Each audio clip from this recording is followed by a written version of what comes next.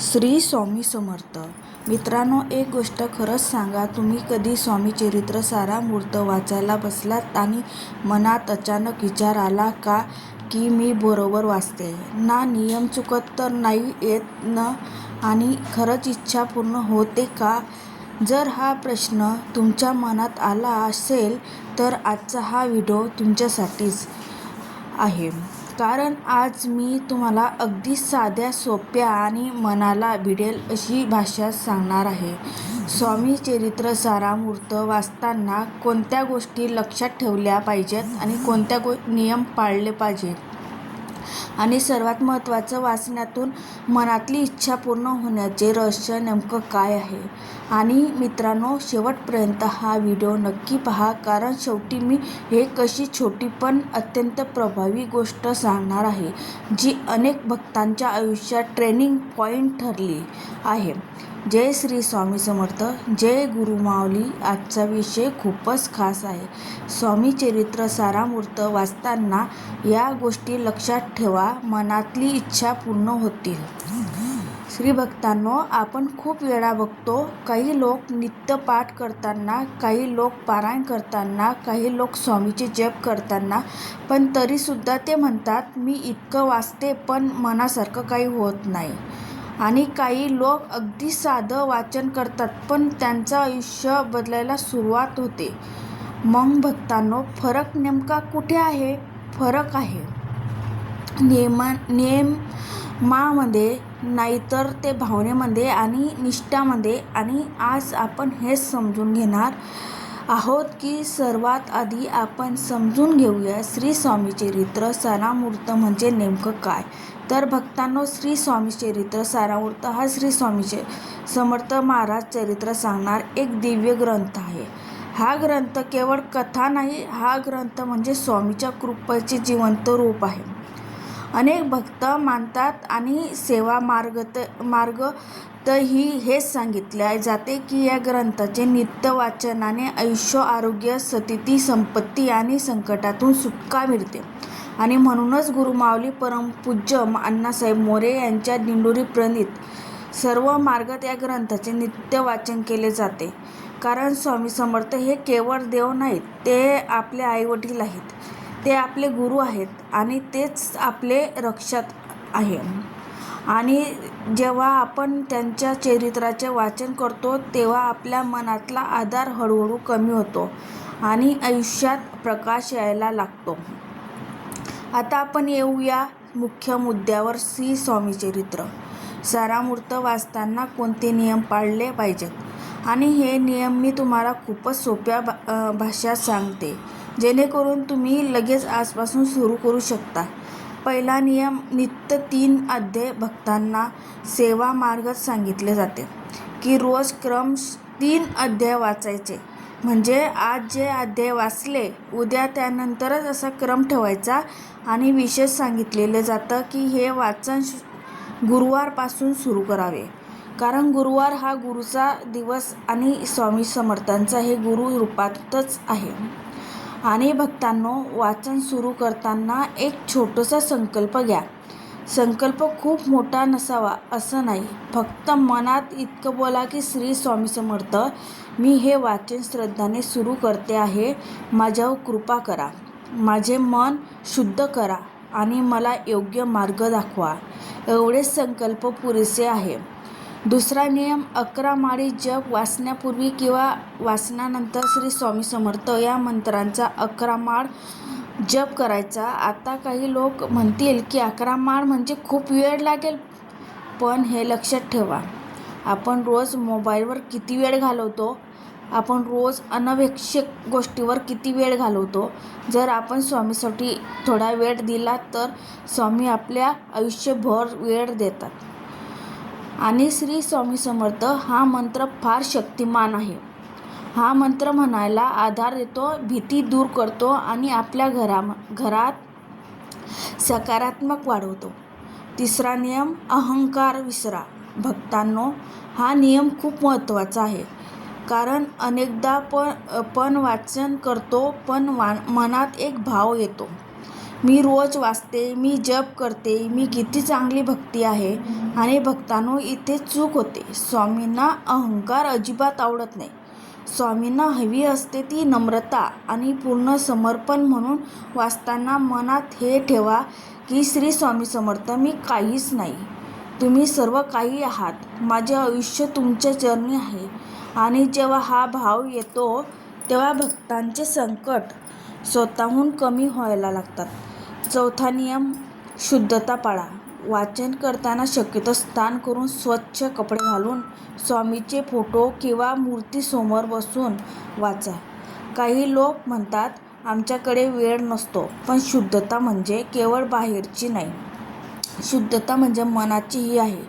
आणि जेव्हा आपण स्वच्छ होऊन शांतपणे बसून वाचन करतो तेव्हा त्या शब्दाचा परिणाम मनावर जास्त होतो.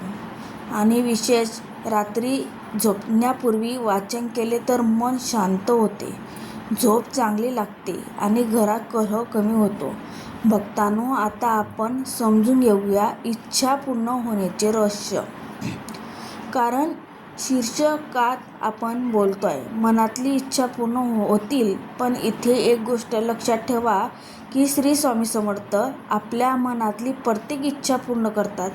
पण योग्य इच्छा म्हणजे जे तुमच्या भल्यासाठी आहे, जे तुमच्या आयुष्यात योग्य दिशा देणार आहे, ते स्वामी नक्की देतात. काही वेळा आपण हट्ट करतो आणि स्वामी आपल्याला ते देत नाहीत. कारण स्वामी आपल्याला दुखवण्यासाठी नाही तर वाचवण्यासाठी थांबतात.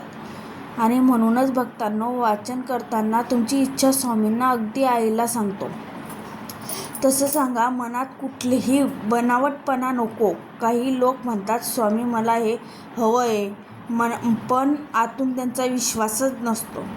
आणि काही लोक म्हणतात स्वामी मला जे योग्य असेल ते द्या, पण माझं मन शांत करा.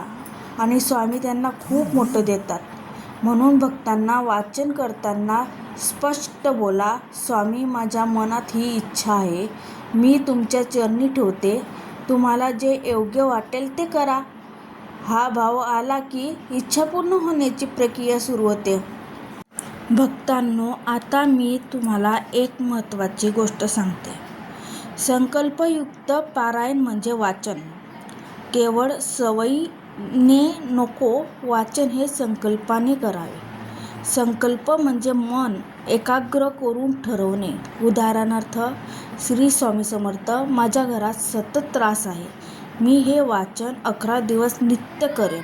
किंवा स्वामी माझ्या मुलाचे शिक्षण अडकलं आहे, मी हे वाचन 21 दिवस श्रद्धाने करेल. पण भक्तांनो, संकल्प घेतला की तो पूर्ण करा, मध्येच सोडू नका. कारण स्वामी समर्थ हे आपल्या भक्तांची परीक्षा घेतात आणि जे फक्त टिकतात त्यांना स्वामी भरभरून देतात. आता भक्तांनो, अनेक भक्तांचे अनुभव मी ऐकले आहेत की काही भक्त म्हणतात मी वाचन सुरू केले आणि घरातले भांडण कमी झाले. काही म्हणतात माझी नोकरी गेली होती, मी वाचन सुरू केले आणि नवी नोकरी लागली. काही म्हणतात लग्न जमत नव्हतं, मी स्वामीच्या चरणी इच्छा ठेवली आणि योग्य स्थळ आला. आणि काही म्हणतात दरिद्र यांचा काळ होता, कर्ज वाढलं होतं, पण वाचन सुरू केलं आणि हळूहळू मार्ग निघत गेला. भक्तांनो, हे चमत्कार नाहीत, हे स्वामीची कृपा आहे. पण ही कृपा मिळते जेव्हा नित्य आणि निष्ठा ठेवली तर. भक्तांनो, आता आपण बोलूया गुरुमाऊली परमपूज्य अण्णासाहेब मोरे यांच्या मार्गदर्शनबद्दल. कारण हा ग्रंथ दिंडोरी प्रणीत सेवा मार्ग अत्यंत महत्त्वाचा मानला जातो.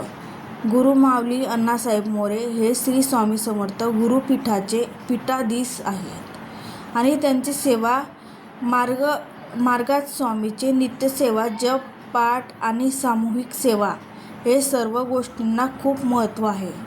गुरुमाऊली नेहमी सांगतात स्वामी ही शक्ती आहे आणि नित्य सेवा केली तर जीवन सोन्यासारखं होईल.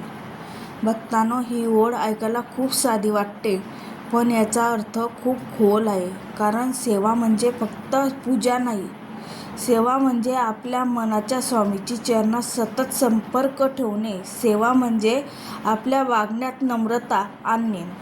सेवा म्हणजे चुकीच्या गोष्टीपासून दूर जाणे. आणि जेव्हा हे होते तेव्हा आयुष्य आपोआप बदलायला लागतं. आणि भक्तांनो, जर तुम्हाला गुरुपीठाशी संपर्क साधायचा असेल तर त्र्यंबकेश्वर, नाशिक इथे गुरुपीठ आहे आणि संपर्क क्रमांक 025942340007. आता आपण येऊया वाचनाच्या फायद्याकडे. कारण अनेक भक्त विचारतात, भक्त वाचन केल्याने काय होते? तर भक्तांनो, वाचनाचे फायदे खूप आहेत, पण मी तुम्हाला मुख्य फायदे सांगते. पहिला फायदा म्हणजे संकटापासून मुक्ती मिळणे. कारण स्वामीच्या चरित्रात जेव्हा आपण संकटाचा प्रसंग वाचतो तेव्हा आपल्याला समजतं स्वामी संकटात सोडत नाही, आणि हा विश्वास आपल्याला आतून मजबूत करतो. दुसरा फायदा आरोग्य आणि संपत्ती आणि सतीत मिळते. कारण श्री स्वामी समर्थ हे भक्तांच्या प्रत्येक गोष्टी काळजी घेतात.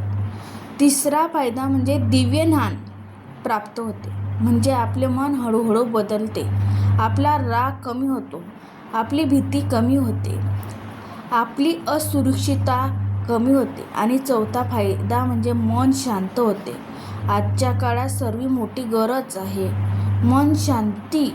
आणि स्वामीचरित्र सारामृत वाचलं की मनात एक वेगळीच आधार तयार होतो. जेव्हा वेळ ठेवा, उदाहरणार्थ रात्री झोपण्यापूर्वी 15 ते 20 मिनिटं. कारण वेळ ठरला की मन तयार होते. दुसरी टीप, वाचताना करताना मोबाईल बाजूला ठेवा, कारण मध्येच नोटिफिकेशन आले तर मन तुटते. तिसरी टीप, वाचन सुरू करताना छोटा दिवा लावा, धूप लावा आणि 1 मिनिट डोळे बंद करून स्वामीचे नाव घ्या.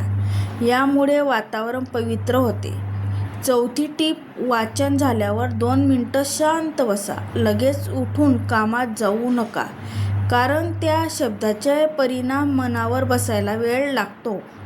आणि पाचवी, वाचनाच्या दरम्यान जर मन विचलित झालं तर घाबरू नका. मन भटकतंच, पण पुन्हा स्वामीच्या नावाकडे या. मित्रांनो, आता मी तुम्हाला महत्त्वाची गोष्ट सांगते. वाचन करताना एक गोष्ट नेहमी करा, कृतज्ञता बाळगा.